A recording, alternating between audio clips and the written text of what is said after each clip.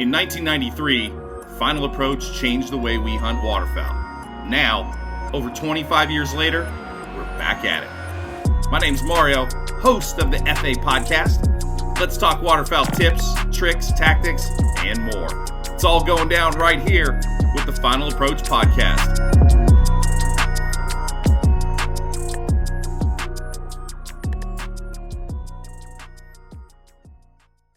What's going on? It's Mario, Final Approach, the FA podcast. We're talking turkey today because we have finally entered the turkey market, and there's lots going on. And I got close friends that know a thing or two about turkeys, and we'll introduce them right now. We'll go top left if you're looking at your screen. If you're watching, it's Brad Fenson, freelance writer, extraordinary chef, and animal slayer.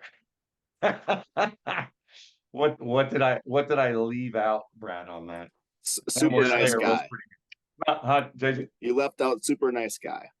Well, that's understood. So Life has changed a bit. We used to be outdoor writers and photographers and stuff, but it's more like outdoor communicators now, with blogs and podcasts and what we're doing here. The game continually changes, and it's like the turkey industry. You're racing to keep up. yeah, there's so many more mediums that you have to kind of, chase, right? So like you said, you're not just writing for a magazine anymore or a newspaper, or maybe some kids will say, what's a newspaper and whatnot, but you know what I mean? Like those days are, I'm not saying they're over, but they've evolved and there's so many more mediums. So that is Brad in your top left. On your bottom is our federale, JJ Reich, who is, well, let's hear your title, because okay, first of all, you are a turkey connoisseur, and I mean that in a call sense, and just the history and the tradition. Yeah, I mean, I guess if someone had to tell me to pick my favorite thing to hunt, it would definitely be wild turkeys. Yeah. But my official title is Senior Manager of Press Relations for Federal Ammunition, CCI, Spear, and Heavy Shot. However, I also do a little bit of writing myself, and I am the columnist for NWTF Turkey Call magazine, and which my next column is going to be about FA. So I've been working on that last couple days. Pretty awesome. I'm pretty excited that you guys have turkey calls. That is awesome. Well, Brad, if you would have saw JJ so listen, I'm always too busy, right, to go to the call competition, right, with the custom calls and everything at the NWTF convention, right? So JJ's like, come on, we got to go. I got to show you a couple things, and we're going. So he takes me over there, and he's like an 8-year-old on Christmas morning. He's like, look at this one. Look at this one. Oh, you got to blow this one. Oh my God, look at this. And he's like, okay, hurry up, get over here. Look at this. And he's like, and then all of a sudden he stops. He's like, this is like the holy grail. And he's like, this is when you graduate from like, just like a mouth call and a pot call and a slate and a freaking box call, like all of these. He's like, this is it. And it's like, the sun comes in and it's the heavens are opening up. Oh yeah. So I don't think I've ever seen anybody more jacked. It's like me at like a decoy show where I don't know where to turn and what to do. That's JJ, and he's just jacked. The only thing that he's more jacked about maybe is black walnuts. Maybe. Well, yeah, that's all true. That's all true. So it was pretty cool. But there's and this is another thing that like I said, I don't get to go over there, and we'll go into a bunch of stuff, but just talking about this is there's so many other categories of calls that the regular turkey hunter might not have an idea about. You know what I mean?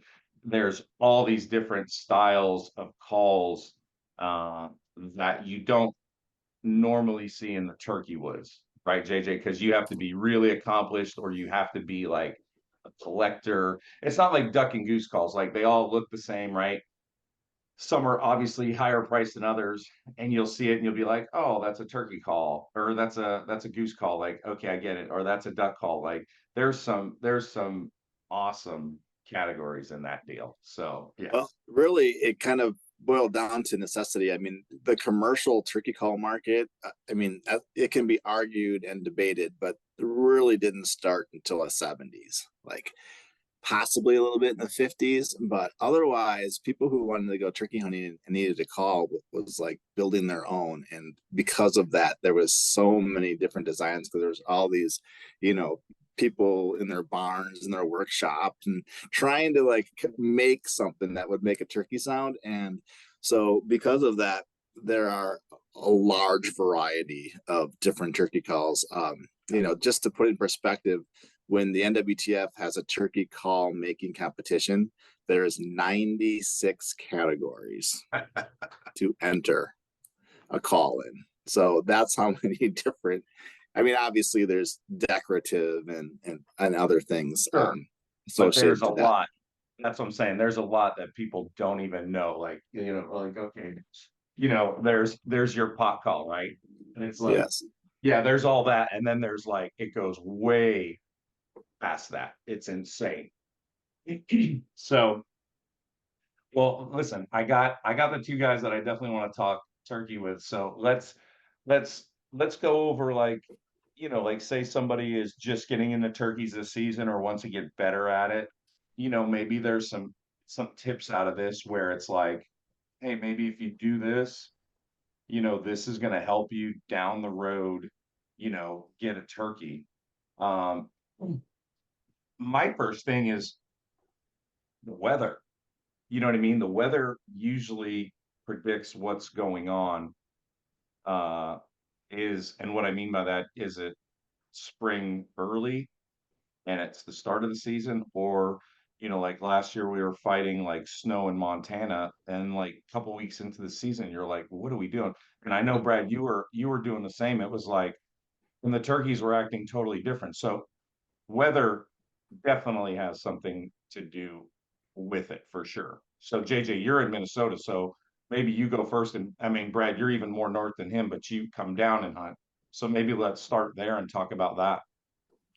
I actually want to hear Brad's opinion on this first. Okay. Well, I can tell you it was Well, fruity last year. Go ahead. Oh my God. weather can really change things and it can really push back the nesting season. So I've been on some hunts where we ended up with 3 feet of snow on the ground and it actually pushed birds back to their wintering roosts. They recongregated and went back to where they'd spend the winter and went back there for a few weeks. So being adaptable and knowing your birds is number one. And I think that's the number one tip I would tell anyone is to know turkeys, you need to spend some time with them and watch them. And especially if you're calling and talking to them, the best way to learn how to call is to listen to them. That could even be going to a turkey farm and listening to domestic birds in terms of all the little squeaks and things that they do, because, hunters maybe know 3 or 4 different calls or notes or different things to do, but turkey language is very diverse, and being able to speak it and have those different communication skills is what's going to separate you from the average guy. So, you get in close and little peeps and squeaks and things like that can make a big difference in terms of convincing birds to come in. And, whether they're dealing with heavy snow or rain or different weather events or it's prime breeding season, they talk every day.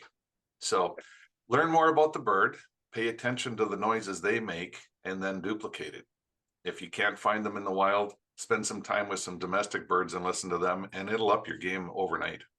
For sure. Well, and there's a ton of stuff online too that you could get to. And I would say, JJ, you can go next, but I'll add on to that. But what Brad's talking about is obviously practice in the off season. We always talk about that on the waterfowl side, right? But like, don't pull out your calls on like day one of the season, right? So practice, and also don't pigeonhole yourself into like just a slate call, or you're just going to use one mouth call. Like, go through your calls, try some new ones, and or whatever you have, and see what sounds make what. Because I know I have a mouth call that sounds like a really young hen, right? And then I have another mouth call that sounds just totally raspy and is that old like barking hen. But I know from, just me in my area that when the young hen's in the roost and she fires off and she says something like a couple jakes or whatever, gobble. But when that old raspy, haggard hen is in the roost and she goes, the whole woods goes right. So that's the one she gets the response. So, know your sounds and your pitch for sure. Go ahead, JJ. Yeah, I mean, I'm gonna echo on what Brad said.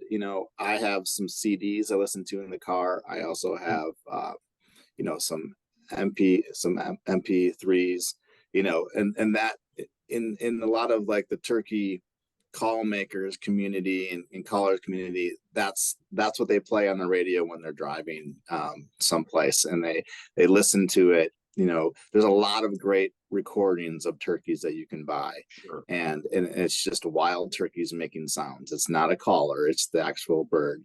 And and a lot of it's all about practice. Practice makes perfect. So you got to practice your turkey calls. And these guys, if you really want to be good at it, you're practicing months ahead of time.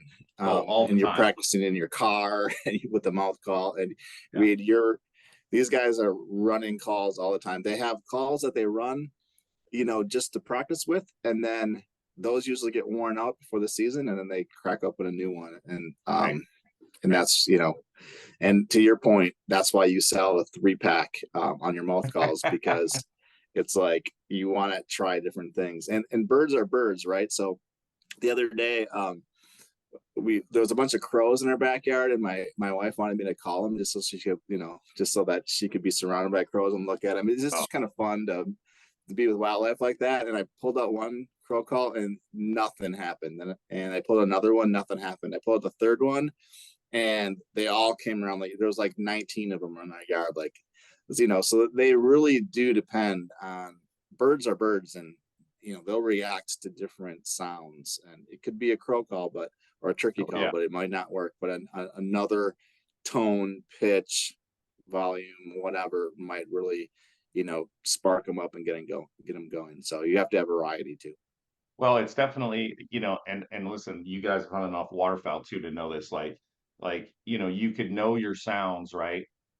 And you have the right sounds, you have the right pitch, whatever the case may be, but you got to know when to use that call and then your cadence and how you deliver it. So there's a lot that goes into, like, let's just say, like Brad said, like reading the birds. Like you're watching the birds and what they're doing, and you hit them with a certain call, and they just, they either hang up or they come, and you got to do something else. So there's a lot that goes into that calling side, and there's a ton of information out there, but you really need to spend a good amount of time on that. Like I would say, you know, I would say probably your second thing. Your first thing is obviously scouting and finding them and finding the roost, and we can get into that. But then I think it's your calling and trying to get the birds, because they might not be able to see the decoys. Maybe you're in some timber and some other stuff. So I'll go back to, definitely, I think one of the more important things is, finding the roost and finding the birds and checking a property and see where they're going. Maybe they have a route they definitely have a route when they come down the roost. Is it going to be the same the day you hunt them? So maybe let's talk about that, because I know I've roosted them, and I've had both things happen. They walk right in front of us and we rock one, or they go the other way and you get the finger. So Brad, what about you? Yeah, turkeys have a mind of their own, and we often get out competed by the real thing. And you never know what you're competing with. Is it the hens? Is it a food source? Is it the wind? Was there a predator that showed up during the night? I mean, anything can derail your hunt. So paying attention to all the little details is important. I would say one of the things, if you're starting out or even if you're seasoned, is start a diary. Like birds can be very historical in terms of what they do from year to year, week to week. Where do they go when it's snowing? Is there a specific food source they try to key into? You can really learn something from what you observe in the field and taking notes and then putting it into practical use and experience in the field. So the things you see out there are important. the birds are doing it for a reason. And when you start to break it down and figure that stuff out, it really gives you an edge. Yeah, I mean, just like you say that, like I remember, so when we had the bad weather in Montana and we were chasing them, a majority of the birds were like really heading towards like any kind of farm. Anybody that had any food out, they were struggling, and they were heading like right to, like they were in with the horses, in with the cows, in with the pigs, like whoever Going had straight to food, the they soup were, kitchen. Yeah. yeah, they were struggling, and they were like looking for a handout. So it was rough, and it's like, dude, I'm not gonna set up in the corral in horse shit, right? To wait for some turkey to come in. Like that's just, I wasn't doing it. I didn't I would resort. have. Yeah. You sit in the flower bed, and the best turkey call on those particular days is a tin can full of corn. They know. Go ahead, JJ. What do you, I know you got something. Well, yeah. I said I probably would have in that situation. I would like set up a blind and just sit there. I mean, the coolest thing about turkey hunting is like they don't smell, right? So you can sit in a blind and with in a bunch of horse crap, like you just said, or Right. you can sit in a blind. I smoke cigars in the blind because they can't smell, right? So I'll sit there from like 6:30 in the morning until 11:30, just drinking Oh, cokes and smoking cigars and just waiting on them, you know. oh my God. So Can you imagine that's what I'll that, do in Brad? some situations. Can you imagine that in You the talked about bad weather. Like yeah, in bad go ahead. weather, I would set up a blind and just sit there in the rain in a Right. blind. Yeah. Or if it's snowy, sometimes if it's really snowy, I just don't even hunt. It's like Right. Correct. Yeah. That's what I'm saying. You got to pick your battles. Yeah. that's And why you want to get as many tags as possible through, you know, yeah. if you're in And a state where you can. tie a few of those things together, JJ. When you're in a blind, it's a great strategy for when birds are unpredictable, but you've seen them feed in a spot consistently. And then again, bringing back in the calls. What is that comfort call? What does a turkey sound like when they're found some food on a cold day? Because they're going to communicate with the others. But what does that actually sound like? It's not Yeah. like a breeding call where they're actively looking for a gobbler to respond or do something.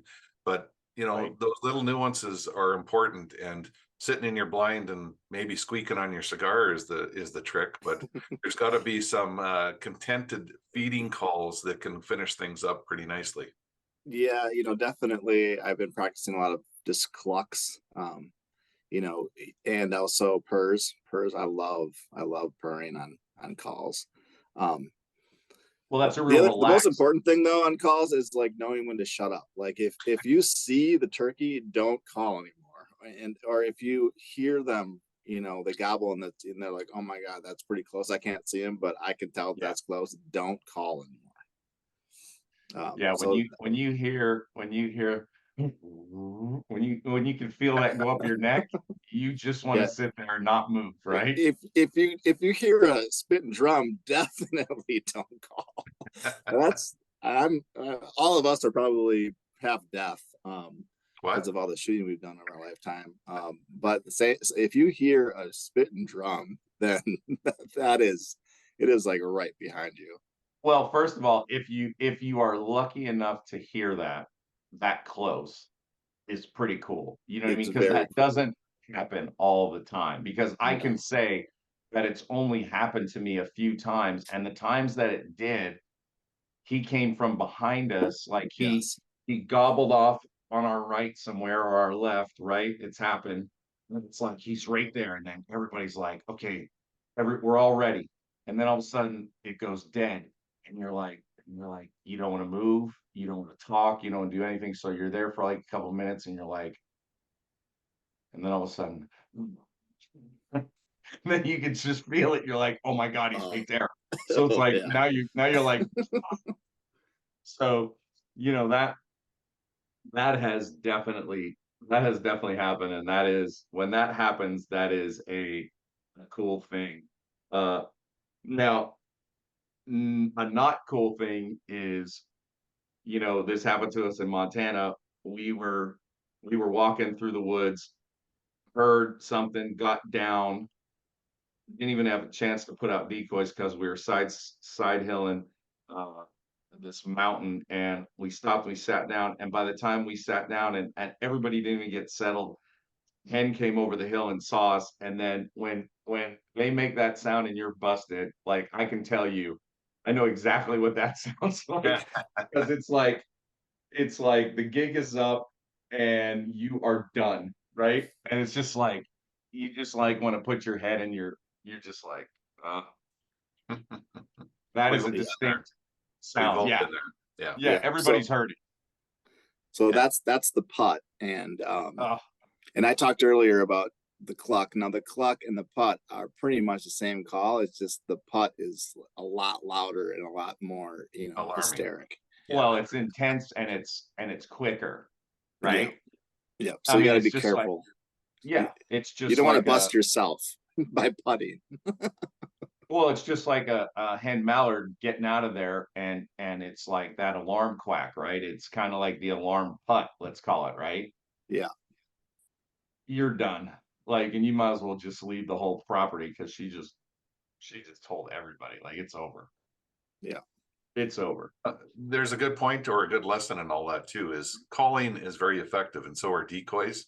So if you know turkeys are close, the biggest mistake we make is I need to get 50 yards further before I set up the decoy. No, Right. if you're visible, set up where you got good hide. Forget about where the best place is for the decoy.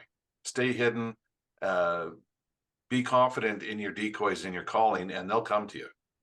Well, and great. guaranteed if you push that further, Brad, they're going to see you. Like you're gonna say, I need to get the decoy visible.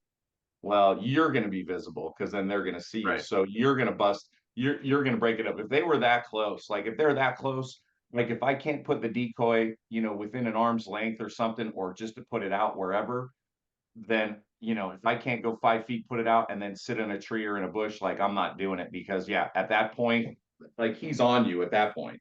Yeah, and I Yeah, think I've heard more putts because I tried to gain a little bit more ground. You hear what you think is a distant turkey, and you think you got, you know, 3 minutes to get ready. No, you don't. You heard them. You better set up or be set up and be ready because they can show up in seconds. And we normally cause the putt. Yeah, well, there's no doubt we caused the putt. Like yeah, that's the whole reason that even exists is for us. So, yeah, when I'm turkey hunting, what I do is I'm actually scanning the woods. I'm like, okay, there's a good spot to call from because there's a big tree I can get under. I've got some cover. I can stick a decoy out within seconds instead of like I've seen people walk out into a field standing 30 yards out in an open field and start calling. Well, man, you're looking to get busted. A turkey can see you from half a mile away there.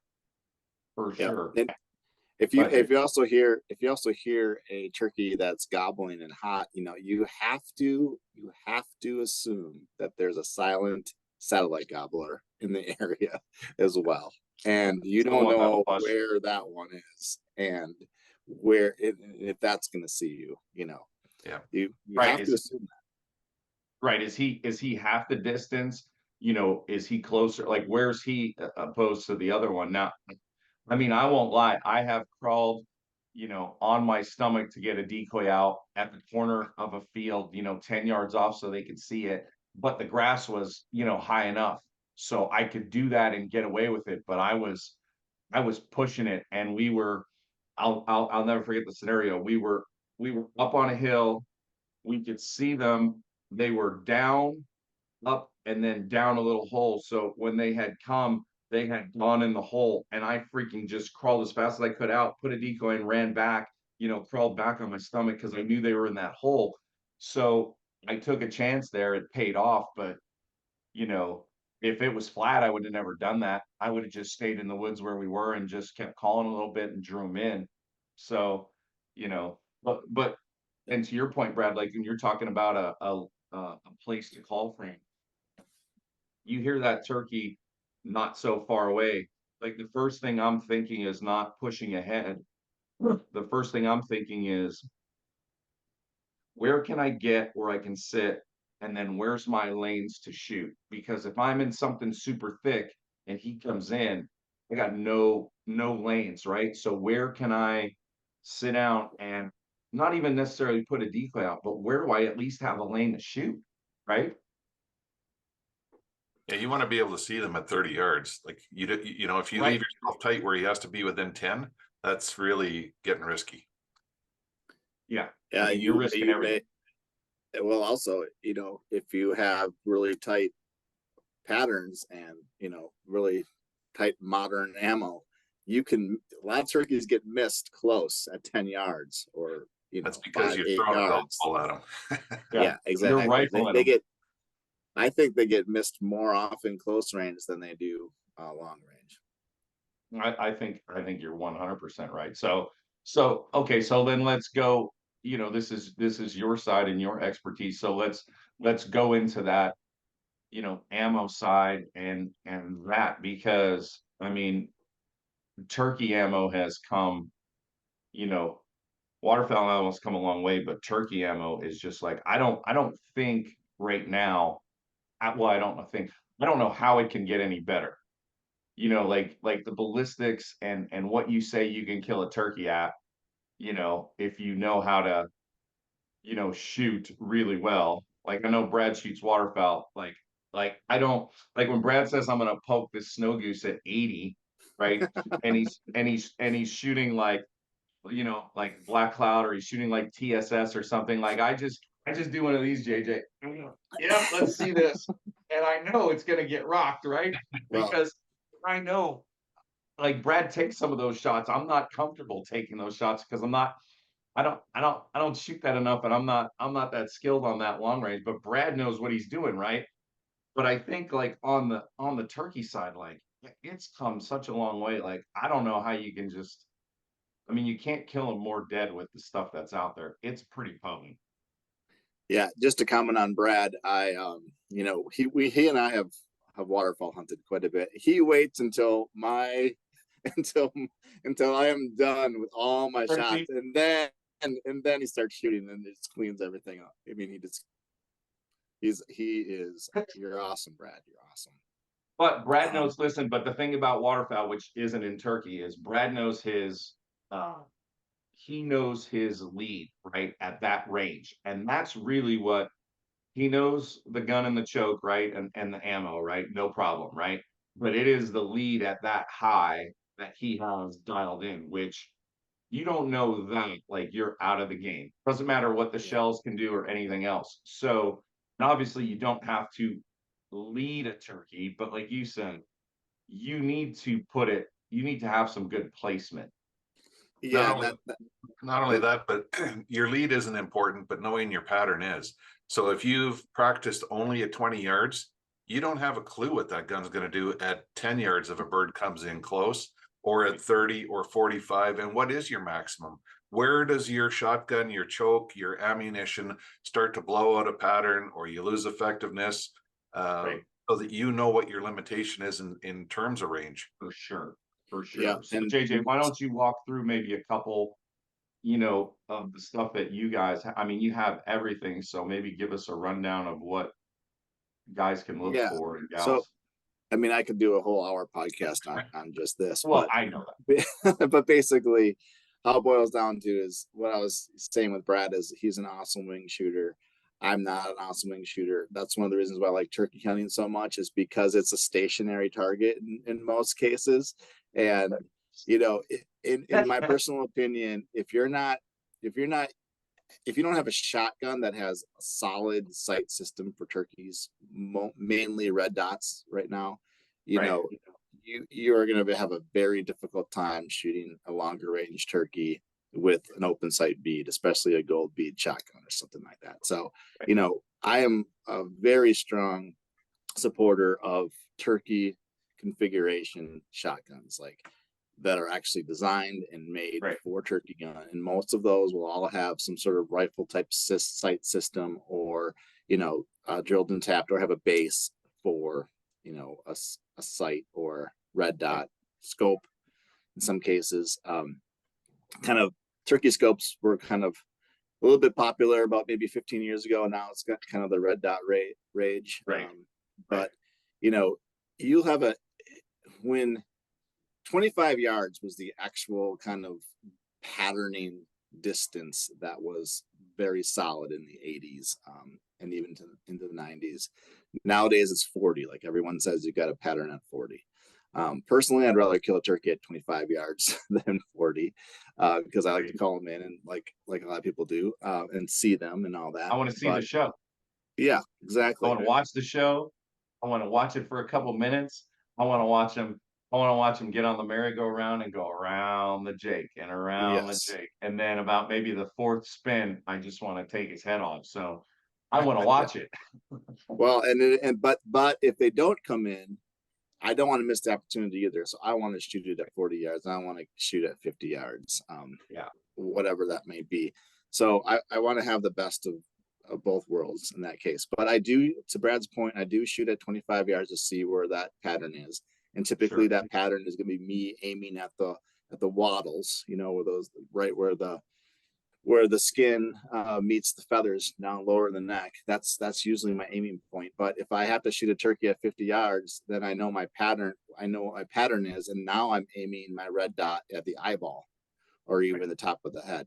So you do need to know your aiming points.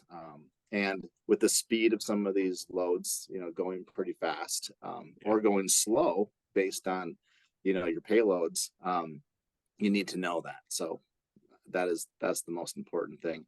Other than that, we can talk about lead loads and bismuth loads and tungsten, but it seems like the rage is TSS. For sure. I personally like to shoot lead. I've shot several birds with number 4s. I still like that because that's what 4s or 5s is what I learned to shoot with. So that's great. But if you have it and you can afford it, and you want to use it, obviously TSS will really up your game as far as the number of pellet count that you have in that load. Right. It provides some diversity for sub gauges too. I mean, that's become very popular with turkeys. Part of it's a challenge, part of it's using a sentimental gun or something new. But 410s, 28s, 20 gauge, 16, it's all very popular amongst waterfowl and upland and turkey hunters. So it diversifies it. But I mean, JJ, your ammunition goes well beyond that. Small frame shooters or people that are afraid of recoil, you have low recoil ammunition too, and it kills turkeys. Yep. I'm not afraid of recoil, but I don't like it. So why would I do it? Actually, my favorite load right now is the 12 gauge reduced recoil 2 3/4 inch heavy shot TSS. It is, or the custom shop recoil, federal custom shop. If you get into the custom shop, forget it. But you don't need, in my personal opinion, you don't need a big 3.5 inch load. You don't even need a 3-inch load. A 2 3/4 inch load shooting TSS number 9s has lots of pellets in it. Yeah. It's very similar to shooting a 20 gauge or even a 28 gauge. It's all about the ounces of payload in that hull. So, I'm really excited to try to hunt with the 28 gauge this year. It's not legal in all states, so I can't use it in Illinois currently. But there's other states where I can try it. So 28 gauge, I think is going to be the next trend. 410 became the trend. I don't know, 5 years ago, 8 for sure, 5 years ago. But I think 28 gauge is gonna follow suit. Yeah. Well, and go ahead, Brad. You just need to look at recoil as an extra heartbeat with all the excitement. Yes, a recoil is fine during the hunt, but it's not fine when you're patterning. That is for sure. The other thing, like you were talking about, like the 28's not allowed in Illinois or whatever, but you also need to double check your shot sizes too in certain states to make sure you're shooting the correct thing as well, because some states, you got to shoot 4 and above or whatever. So you got to check that. And like you said, we could talk about TSS and third degree and grand slam. Like we could talk about everything federal has, everything that heavy shot has. Like we could be here for hours for sure. The only thing to do is find something that fits or you think fits in, or grab a couple boxes, go pattern for sure, like Brad said, and don't just pattern at 25. Like you should maybe do 20, 30, 40, 50. What do I know? You know what I mean? Figure out what you're going to do, and then you need to know what it can do if you're hung up at 40. You know what I mean? Where do you aim? So you need to be ready for anything, but maybe I'm going to start patterning at 10, you know what I mean? Cause I want to shoot them close. Yeah, and Yeah. I would tell people to shoot from the positions that you're going to find yourself in the field. If you're sitting Yes, all the time, if you're in a chair in a blind, shoot from a chair. You mount your shotgun different, and that's one of the advantages of a red dot is it helps ensure that you're lined up on a target. But sitting under a tree, sitting in a chair, sometimes laying prone and sneaking them or having them come to you in the grass, like you never know yeah, what situation you're going to come into. You need to practice that to see if you can mount your gun, hold it properly, and not give yourself a nick in the nose with your shotgun when the recoil comes. for sure. Like we Yeah. just go ahead, JJ. I was gonna say beyond that, you should just practice regardless. I mean, I think you should get a 25 round box of target loads and just, don't worry about the pattern so much and worry about the distance so much, but just practice. Keep shooting. Actually, you can do a little jogging or, do 10 push-ups and then get up and shoot. Like you need to practice when you're kind of winded or when you're tired. You need to practice on your target acquisition and getting that red dot on that red head. And just shooting targets with target loads at 25 yards in various situations is going to really up your game because you've practiced those shots. Figure time. Yes. Well, maybe you should run around a little bit and then get your heart rate up because when old Tommy Two Toes comes in and you're freaking like shaking, you're like maybe Yeah. you want your heart rate up. You know what I mean? I'm serious. Exactly. That's what I wrote an article about that. It said practice makes perfect. Like go out and do a 50-yard dash and come back and shoot. Yeah. I mean, that makes I, total sense because usually your heart rate's up a little bit. You're not just all like, oh, I'm going to sit down and shoot this. If you're with somebody else or you're by yourself or you did a bunch of work and like you chased them and yeah, you're at a high level. There's no doubt. practice with your mask on, practice with your gloves on, practice with your vest on. Like you kind of need to be in those situations Yeah, because that's exactly what you're going to be in when you're turkey hunting. for sure. For sure. Practice putting your cigar down. Or leaving it in your mouth while you smoke them. Right? Just go from this side over to this side so you can get the gun up and you got the old stogie coming out the left there. I want to see Exactly. that. I want to see that actually. All right, I'll practice it later. Yeah, send me a picture of that. I want to see that. So Brad, Kyle at Weatherby, I just got the new Sorex shotgun that they just launched, and it's already drilled already. So he already put some loophole delta points on it. So that's what we're gonna do this year. So pretty excited about that because I think that's gonna be honestly, that's gonna be like my first really dialed in turkey shotgun because I've always just taken the old, waterfowl shotgun with nothing on it, right? And then So just here's shot my a eye turkey. roll for you. Yeah, but Oh listen, God. like we I'm just used to just laying them down. So however you got to do it, you do it. So I'm not that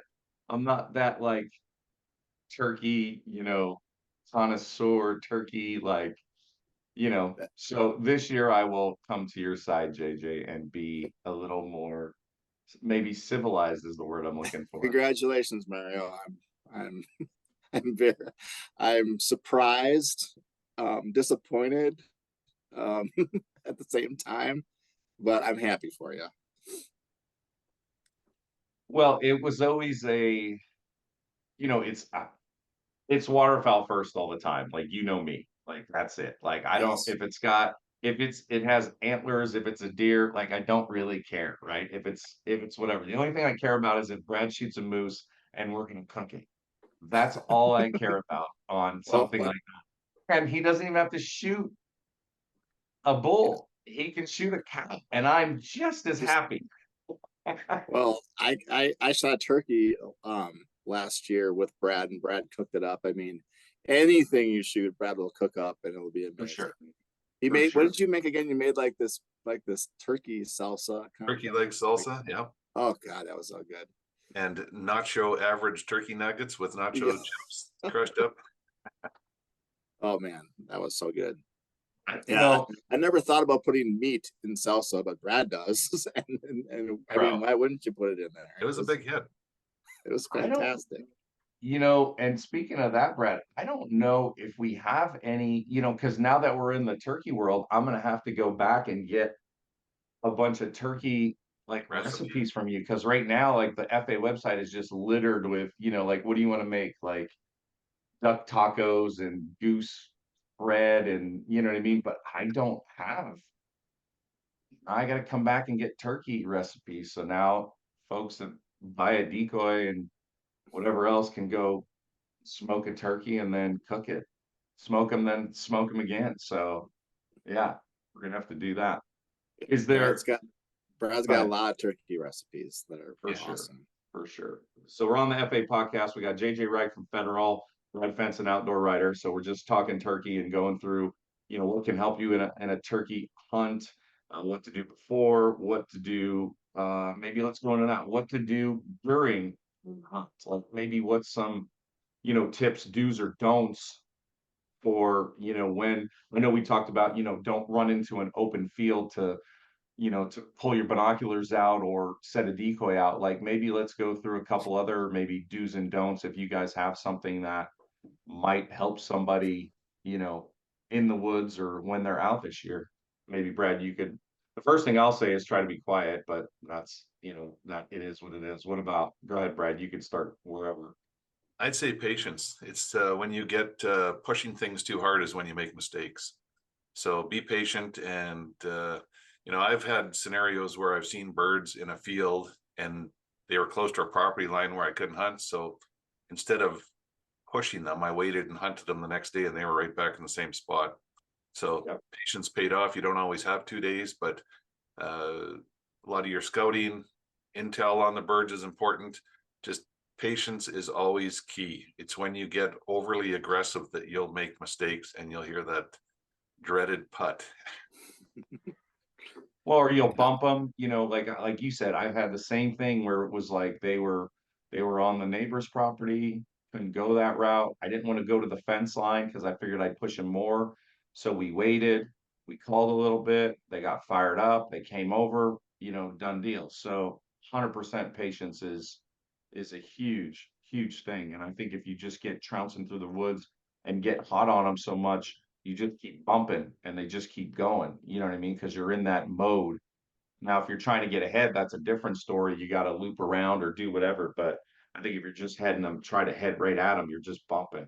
Go ahead, JJ. What something came to Yeah, no, mind? I need to echo what Brad said because he knows what he's talking about. But the thing is that I have had turkeys fly down, walk away, and I just stayed there. And they actually did circle back and come back. You know, it was 45 minutes later or whatever, but you know, I still got it, and I still kind of count that as a off the roost kind of hunt. Sure. But I was patient about it. I also would suggest like not being a purist about it, everything. You know, there's some people that say, oh, you know, I need the only way to hunt a turkey is to call it off the roost, or to you know, run and gun, and they don't want to be in a blind. Um, and so there's a lot of chatter about people, again, kind of being purists about the right way to shoot a turkey, or don't shoot it if it doesn't come to the decoys. You know, you need to. Your whole job is to call to the decoys. So if it's not coming to the decoys, that's an unsuccessful hunt, and you shouldn't shoot it. Like I've heard people say that kind of stuff, and I think all that is just a bunch of crap. Like you should hunt turkeys in every single strategy way you can. Like if the situation calls for you need to sit there all day, then sit there all day. The situation calls where you know you're not getting any opportunities to have them fly down from the roost, then you know don't worry about it. Go in the afternoon and try to get them when they're coming back to the roost or whatnot. Right. Like Agreed. you need to try everything possible, and there's no shame in shooting a turkey in a way that's different than how your dad taught you, or or how Right. videos taught you, whatever. Just go out there and get after it in every way possible. Set your own Yeah. objectives. You don't have to do it because somebody else called it with a certain call or over a certain decoy or off the roost. Set your own objectives. You might get to the point where that's what you need to be rewarded for all the effort you put in. But I'm like JJ, I like to eat turkey. I like to shoot turkey. I like to be successful. There's lots of different ways to be successful, and I don't limit myself by creating limitations on my own opportunities. Yeah. For Yeah, sure. I Like, was in one situation where I was with it was a guide, I believe, and um we set up our decoys, we were waiting, and the turkeys didn't come, and they came around a point, and I said, well, let's just crawl through this point and pop up on them and get them that way. And he said, well, that's not how we do it. We want to like call them into the decoys. I'm like, no, we that's how tried that. I do it. It didn't work. So now we're gonna crawl over there, and we're gonna, obviously we're gonna be safe about it and everything else. We're on private land and all that other stuff. But we crawled up on those guys and we got and filled the tag. So I mean, that was ecstatic. But yeah, you can't be stuck in one way to do it. Well, I mean, it's happened where, like that scenario that I talked about. I remember Bill, who used to work at Gerber, Brad. Remember him? I don't know if you remember Bill, little short guy. So Bill had never been turkey hunting. So we go down Southern Oregon and we roost them. And the next morning we set up exactly which way they're gonna come out. I'm about 100 yards from the roost. I think I'm more than enough. We don't go in with headlamps. We do everything right. We are in the brush right on the edge. They can't see us. We just about basically belly crawled. A light comes, they start pitching down, they pitch the other way, and everybody goes the other way. And we're like every day they've been coming out this way, and today they're going the other way. Now, whether they heard us, saw us, if it wasn't us, they just decided. So we hunted another spot, and then I said, I'm hoping tonight they're gonna come up the same way they went out. So we set up way 100 yards up the other way, and we ended up shooting one on the way back, because they got us in the morning, but we got them in the afternoon. So be it. You know what I mean? It's like pay attention to your surroundings and make some lemonade. So that's what we did. So Yeah, that's a great point. I mean, you really have to be observant. I was in one situation hunting with a friend, and um, really early, one gobbler pitched down, and then it didn't really do anything. It was just we even forgot about it. right. And then all the other gobblers they pitched down and went the other direction, and we thought the hunt was over. And my friend, actually, it was Philip Vanderpool, who was he's a big, fantastic hunter TV guy. Used to work at Hunter Specialty. He's like, oh, remember that one turkey that pitched down and is still like around here? I don't think that turkey left with the rest of the crowd. Right. And he might come back. And so I was like, all the turkeys are gone. Let's pick up and leave. And he said, no, we don't know where that one was, that first one that, we saw an hour ago. It could still be around. So we sat there and called, and sure enough, that turkey came in and I shot it. It was like, yeah, and that's being observant and knowing your surroundings. He was very good at that. I was not, but I learned a lesson that day, and I'll keep that forever. Probably the lesson that I have gotten a couple times, and it goes back to Brad's, like, and both of you guys talking about patience, but I've been on hunts where I'm like, like I remember specifically we had birds out at like 80 yards, and we're in this bush, we were behind this bush. I had the decoy out in front of us, and we were good, and they were hung up at 80. And I'm thinking to myself, man, they just won't come. I would call, and they would both, there was two toms, they would both fire off, but then they wouldn't make a move. And I'm like, we're just at a stalemate. So I just stopped calling. I sat down. I said, we're gonna sit here. I looked at my watch. I said, we're gonna sit here for 10 minutes. I'm not gonna say a word and see what they do. And sure as shit, right? I'm sitting there. Like, I look at my watch, 10 minutes is up. and I just and I'm hunting with Bill again from Gerber. This is a long time ago, and I go to get up. I just go to move like this, and I just hear you just hear the stuff you always don't want to hear. Bill goes, "Don't move," and I'm like, "Oh my God, really?" They went well, over this little. They side hilled this little. I wouldn't even call it a hill, but they sidewalked it. They came down and they came right behind on the side of us up from the back, and I was like, "Holy shnikes!" So I didn't move. They didn't bust me. They walked out at like 15 yards, and I just like Bill was in some weird position to shoot, so he's like shooting through the bush, and I said, just shoot the first one that you can see, and I said, I'm gonna shoot the other one whether he's running or not, and he just wailed the first one, and I literally, as soon as he shot, I was in such a weird position because I didn't move, but I jumped up and I slung a little bit at that one running, and I was like, and I clipped him and rolled him, ass over tea kettle, and he's rolling, and so it was chaos. But like, if I would have just waited a couple more minutes, then we both would have had, good shots, and we both would have been ready. But I was like, there's no way they're going to come all the way around. And guess what? They came all the way around. So what are you going Yeah. to do? Like Brad said at the beginning of the podcast, like turkeys are turkeys. You have no idea what they're going to do. Like, you could be hunting them for years or decades and still Yeah. no idea what they're going to do. Well, the cool thing that I could say that with that, and not really, I didn't want to, like, this isn't like a push product or whatever, but I did we did use the silhouettes last year on all the hunts. So the turkey silhouettes. And the thing that I noticed on the turkey silhouettes, the birds didn't have any issues coming into them. I was really more observing.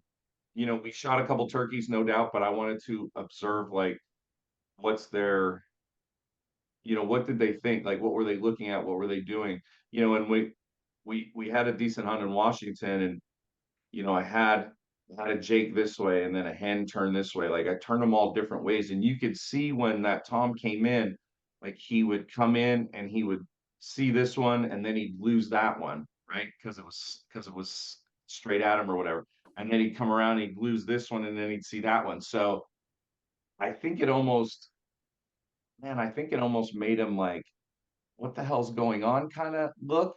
And then it was like an antelope, Brad, that comes out to the orange flag, right? Wants to come see what it is. Like, the curiosity, like, brought him all the way in, and he didn't know what was going on. And by that time, it was a done deal, because I've seen a couple posts where, like, we put up the decoys, and people are like, does it really work? And I'm not going to say it works 100% of the time, but we saw some pretty cool stuff with it last year. We had a hen come in and, like, dust herself in the middle of the silhouettes for like 15 minutes, which was like the coolest thing. Like, I've never seen it that long. Like, she came in and was just dusting and flapping and dusting and flapping. And she'd shake off and she was bugging a little bit, and then she'd come back and dust again. Like, I don't know. It was pretty cool to see, like, just how relaxed they were and whatever. So I don't know. Just and like, I just wanted to try something different other than, like, the full bodies and everything else out there. I know those work. That's no problem. So just something cool, I guess, to try. I don't know. It was Well, pretty cool to watch. I have a pack of them, and I'm gonna definitely give it a try. I think it's very cool. I mean, obviously, silhouettes have been very popular for snow geese and and Right. other waterfowl, but Right. yeah, and yeah, I'm definitely excited. I think it's going to be a lot easier to carry them in. That's for sure. Well, and that was the cool thing. It was run and gun. Um, I just use a little carabiner and I just clipped them on my vest. I coated it with rubber so it wasn't like clanking, right? So I didn't have any noise. I would just clip it on my vest and just go. And I mean, when we were in Montana, I mean, holy crap, we walked like 15 miles. It was pretty rough. Like, we took it on the chin for real there. It was rough with the snow and the wind and everything else going on. So, and honestly, we had hunted one property where, bet you I found two or three, like, turkey carcasses. There was either a bobcat or a mountain lion or something that was absolutely, like, waging war on the turkeys. Like, he was busy. So That was a whole section where they weren't gobbling and they weren't doing anything because I think they were just afraid of their lives on that mountain for sure. It was a whole different thing that I've heard about, but I've never seen it. Yeah, I've heard about that happening in coyote country when there's a ton of coyotes around. That's why turkeys will fly down and shut up, because there's, Yes. and if that's the case, then start trapping around that area. Yeah. Yeah. I mean, Brad, it's no different in like big game where it's like, elk will stop bugling or whatever. They hear wolves or whatever, like they're shut down. Like it's not happening. They know better. Yeah, So just so everyone knows, you can actually, where it's legal to shoot predators year round, shoot some coyote loads in your turkey count. That is true. like Well, listen, I'm not gonna say I will ruin a turkey hunt with swatting a coyote that comes into the decoys or a bobcat, but don't put it past me because I am making that decision on the fly, and I know the turkeys will benefit from that.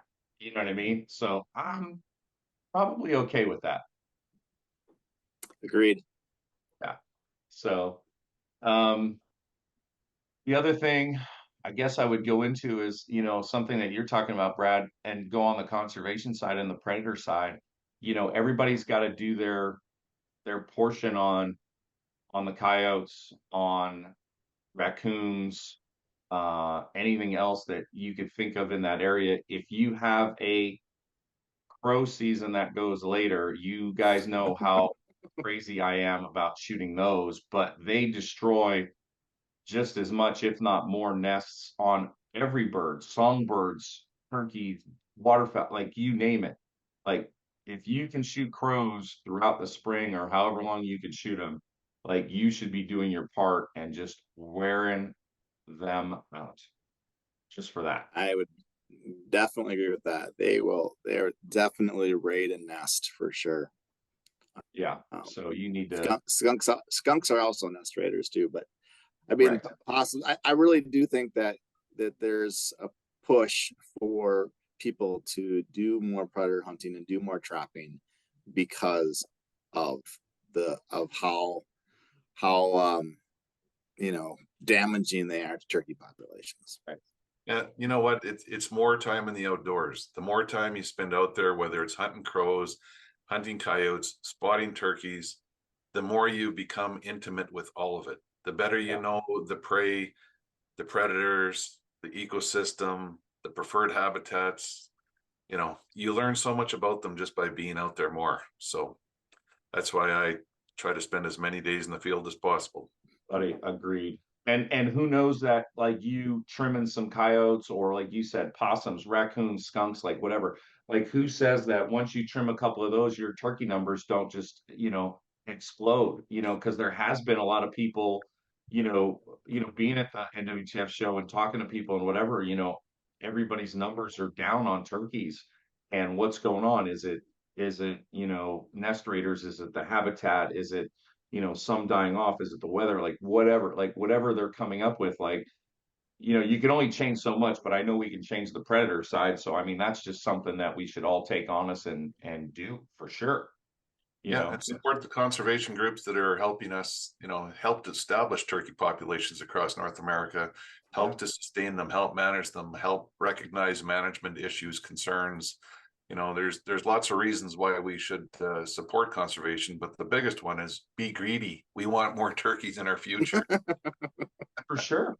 Like, I mean, it's pretty cool, if you can help and do that, I'm all about it. I'm all about helping that. I enjoy that kind of stuff. The foxes, the coyotes, the anything you can get to. If you have an open season and it rolls, you know, go for it. The more days I can spend outside, the better mood I'm in. So I'm all about it. So well, good. Well, I think we've covered a good amount of stuff. I think that's great. If you guys want more information, we are in partners with Federal, so you can, I mean, God, you can go to the website and just look what you want to get, want to pattern, want to try between that. You guys have heavy shot, like you guys have everything that can just smash a turkey. So it's pretty simple finding out, what your preference is. There's enough there to pick. No matter what gun you're shooting, you guys got it. So, which is pretty cool. So I think that's a good thing. And then, like Brad said, make sure you are 100% patterning and doing all that. I think that's probably the best thing you can do. You could probably pattern and then work on your calling if you're going to do that, because really, like, setting up decoys and just getting out a couple decoys, like, that's not like on the turkey side. I don't think it's not rocket science on that stuff. So I think it's pretty simple. So Yeah. anything to close, Again, JJ? I was just gonna say, I think one theme of the podcast is practice, practice, practice, practice on everything. Practice your calling, practice your shooting. Just get ready. And Brad, one last thing I have to mention is the whole, and you're a big proponent of this, but the whole tick thing and management of that, right? So you don't go out with clothes that aren't treated for ticks anymore, do you, Brad? Absolutely not, because if there's a tick anywhere, it's going to find me. So, tick-borne illnesses and disease are a real concern. So I know you introduced me to some people. Were they out of Wisconsin or Minnesota? Yep. And then I know I can't even pronounce the word. What is it? Permethrin, whatever. Permethrin, yeah. Yes, you need to do that.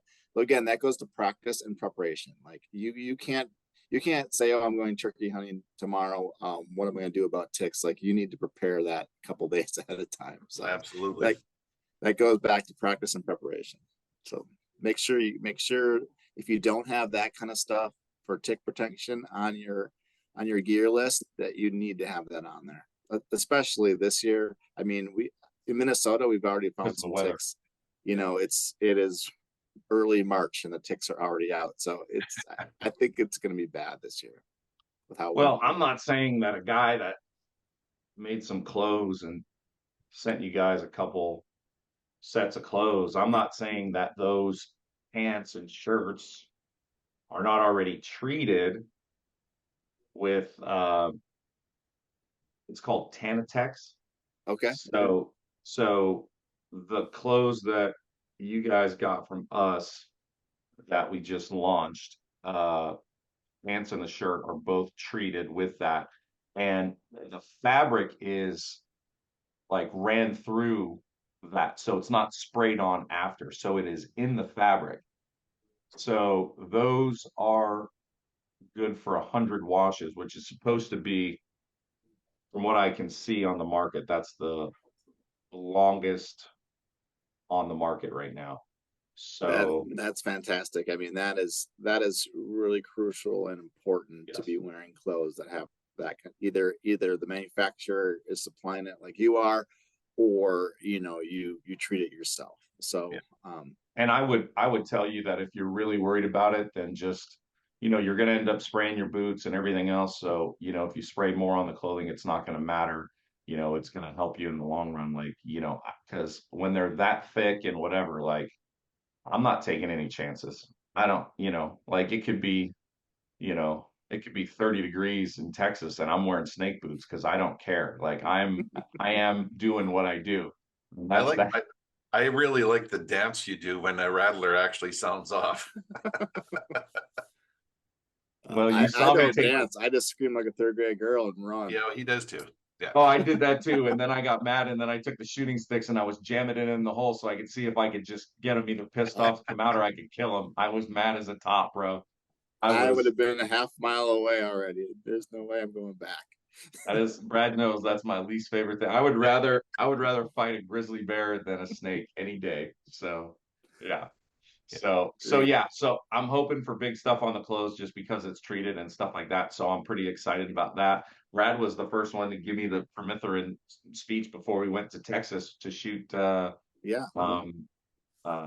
you call it? Foxes down there when we went to the ranch down there. So I was all about that. So yeah, do what you need to do and just be careful for sure. And me, it's a poison ivy, poison oak thing too. I'm always on the watch for that because I always get that in about a drop of a hat. So spring is a tough time for me.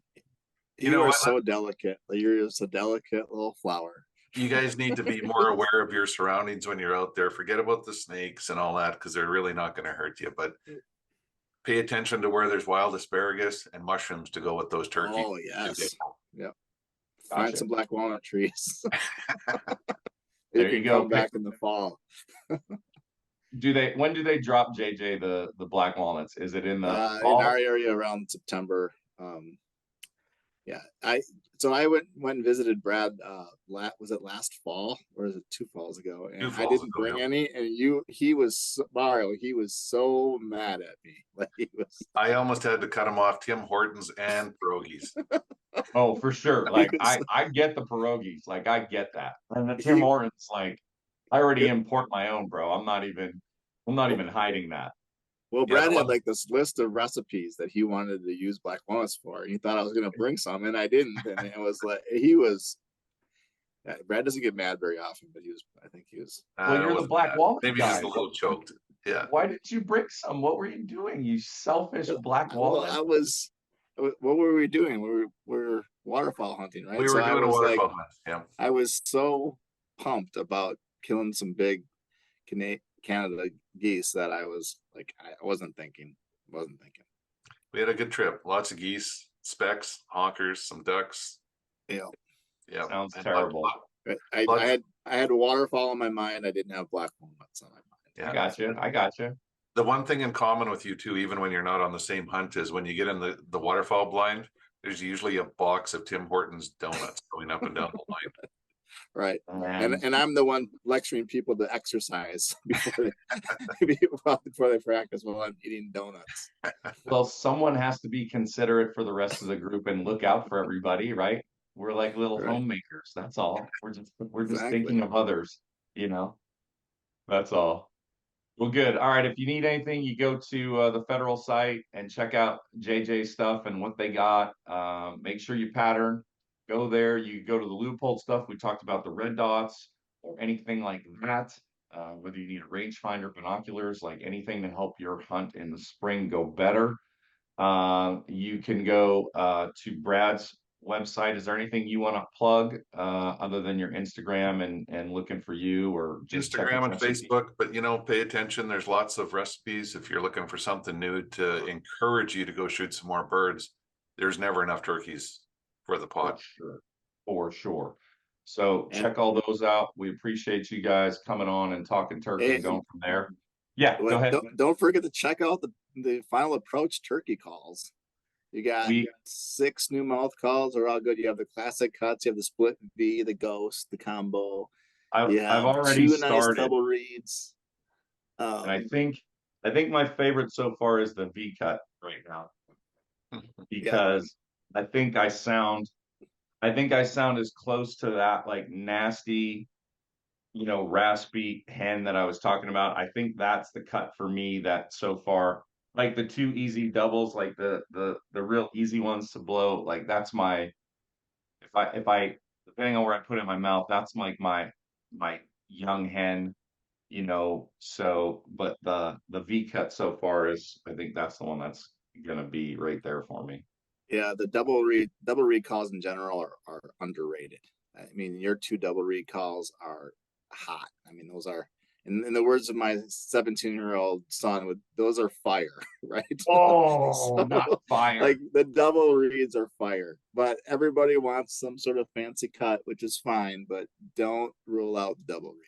Well, and I always say that, especially if you're just starting with a mouth call and you've never done it or whatever, those are going to be the easiest ones. Like it's just like a duck call. Like you want a double read, you want something easy to blow. Like that's going to be your go-to, and pick up a slate call if you want to try something. We have a glass and a slate. Like, there's so many calls out there. Just pick something up that you want to learn and you want to use, and then just practice. Like that is the huge word for this whole thing, is definitely practice. So you just got to figure out what to do. Do you have a podcast on just your new turkey products?